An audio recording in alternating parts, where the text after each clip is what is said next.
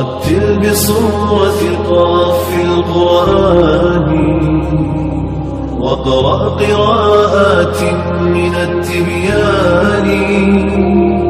حبل متين مد من رب السماء فسما إلى العلياء بالإنسان.